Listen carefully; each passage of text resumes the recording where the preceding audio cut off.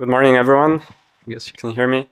So yeah, I'll give you a brief overview about work we're doing at University of Lausanne in Switzerland, together with other institutions, ETHZ and University of Mainz in Germany. About geophysics solver on GPUs at large scale. So we started with a project called GPU for Geo, where we're interested in actually providing tools to resolve, to address challenges when resolving common features between, for example, geodynamics and ice dynamics, which is like this large variation in scales, where you have like very large scale dynamic that are often governed due to localization at very specific point, and basically you need to be able to resolve those scales, like ranging from thousands of kilometers, but actually like at the plate tectonic interface or in a shear zone, it could go down to a meter. Same with ice dynamics, where you have like large, like Antarctica, like large masses of ice that nearly immobile, but suddenly like you have these ice streams that flow, and like the shear zone, like the continent is again on the order of thousands of kilometers, but the shear zone, like the shear margin of these ice streams, are like a couple of hundreds of meters or even less. And so together with a kind of colleagues from ETH and University of Mainz and funded by the Swiss National Supercomputing Center, we were looking into developing solvers to address those challenges. Now with this project, we're building several tools in Julia. Like one of the recent advances was JustRelax, which is a suite of solving Stokes-like terminal problems, so Poisson, Stokes, Navier-Stokes equations with complex rheologies and combining different physics. And to give you an idea, so this is some of the things we're looking into. So for example, this is a viscoelastic plastic material, so they can creep, have some elastic behavior, but also break if you exceed the yield stress. And so those are usually for example, could be a reason for localization. So you get like high stresses and suddenly it breaks somewhere, but you need to resolve these shear bands, and also not just only resolve their, like when they occur, but resolve their evolution. And as you can expect, you need high resolution, although it's kind of in this multi-scale, and there's always the question like, oh, we could have this mesh refinement, but then there's the question like, where and how do you refine the mesh? So since we don't know in advance where things will localize, usually you won't just have the brute force approach, so be able to run at very high resolution. So for example, this simulation of like breaking geomaterial was done at 10,000 grid cubes, and then you can even zoom in at like 1,000 points by 1,000 points here to really see like the details of the shear band. This has like big implications if then you would add like fluid pressure, reactions, and so on. So you really would need to be able to get this like physically resolved and not parameterized. This is like, well, mostly work done and still work in progress, but then the next step we're looking into is that we want actually to be able to combine the models with natural data. And there we need gradients, right? So we want to use data to improve like the predictive power of our model, or to be able to test sensitivities, or to improve the numerics. And then at some point, one can also think, well, some of the parameterization we have, could we replace them by neural nets, or like learn from data for the parameterization? And there, like the combination with Julia and automatic differentiation is very interesting for us, because, well, what we will try, or our goal now is exactly to try to get the gradient generated automatically from like our programs. And there was a recent paper that we published where we applied this for ice flows. So there's a glacier, Aletsch Glacier in the Swiss Alps, where you have like data, observed velocities and topography and ice thicknesses. And then we were like interested, for example, in retrieving the basal slipperiness. So ice deforms not only viscously, but it also kind of slides on the overlying bedrock. And there we were like, oh, can we spatially reconstruct how much this sliding is? And this is kind of a inversion approach. And like here we use the joint-based method to do this, but this is fully automatized within Julia on GPU.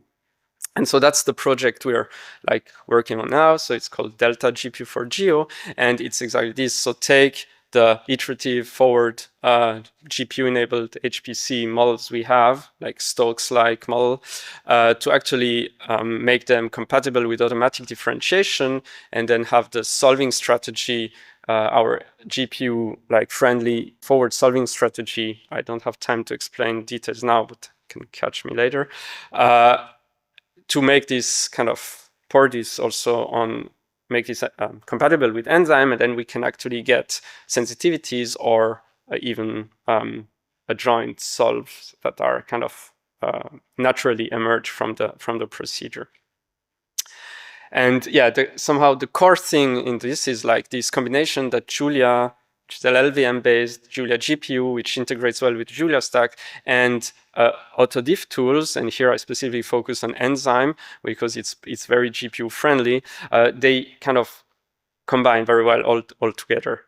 And brief glimpse, so Julia and GPUs, we were like working on this for the last years, and there we get very good results. So we had a project where we were looking at like this ice flow localization on rough beds, and there we had a project on the Lumi supercomputer where basically like writing the packages to use like, well, based on kernel abstraction, for example, we could quickly adapt to the needs that were, we need cooperative multitasking for AMD GPU, and then even with MPI it worked out well. So we got like C++ performance on a single GPU and kind of nearly linear parallel efficiency on like the full Lumi supercomputer. So this was plain AMD GPU and Julia's. So that's kind of thing. And now, well, we want to add AD to this, and there we went the Enzyme approach. So some of you may know that like the AD ecosystem is Julia, the automatic differentiation ecosystem in Julia is very rich. I guess Guillaume Dahl, also the main organizer here of JuliaCon, he's also very active there, and there is a nice playground to experience with things. But we want, since we want to have our, well, we have our like distributed GPU codes, we also would need, and we need like reverse mode AD, so the vector Jacobian product. It's kind of, we ended up with going with Enzyme, and there it's like a fairly challenging enterprise, but thankfully the Enzyme developer, they're also party with us on the project. And so maybe the why and what makes it exciting is that, yeah, on Enzyme has this source rewriting approach, so we can use actually all the benefits of like having Julia that has access, like JIT compilation source code, to actually make optimization at several points in the automatic differentiation stack, because this is very important for GPU code, especially, otherwise it would just get out of memory basically. So, and now with these several passes and to be able to optimize before actually making to optimize, to make the gradients, and then to optimize again the generated code, because one works at LLVM level, it actually gives very good performance and really allows to, well, make GPU code kernels differentiable. And what it does, it would rewrite or give you back well, new GPU kernels that run nearly as well, as good or as fast or as performant as the original code. There are more evaluations, so a bit more operation. This is why we get a bit less, like a bit slower time per iteration or effective memory throughput, because there's more memory to transfer for the same amount of work. But in general, it's like very performant. And the fact that we do this in Julia gives us like all the syntax sugar to have this like nice sanity. So yeah, with this, I want to conclude that, well, the fact that for us, like this Julia GPU and AD is really like a good combination of powerful tools where we can now kind of push forward the geophysics simulations. So yeah, thank you for your attention.